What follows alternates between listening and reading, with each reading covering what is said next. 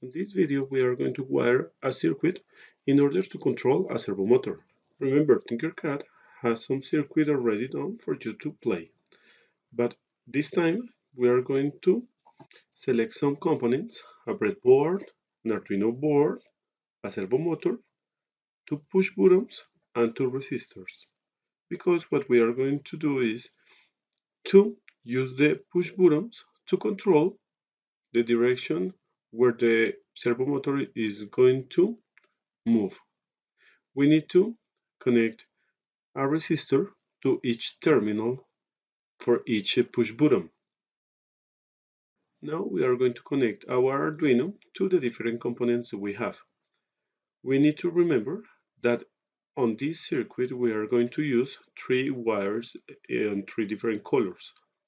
Black for ground or negative, red for power, or as we can see on the board, 3.3 volts or 5 volts, and blue for those wires which are going to carry the signal. If the push button has connected the resistor to the terminal 1, we are going to connect the voltage or power to the terminal B. On our servo motor, we are going to see the three pins identified by signal. We are going to use blue, power, red, and ground for black. We are going to use blue wire to connect the different components to the Arduino board to three different pins.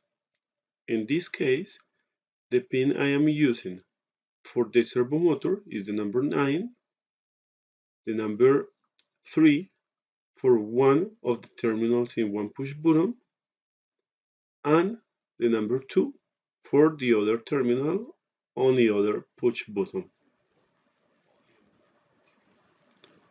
If it's necessary, organize the wires in order to make it look your circuit a little better. And now it's time for you to go and watch the next video to see how to code your circuit.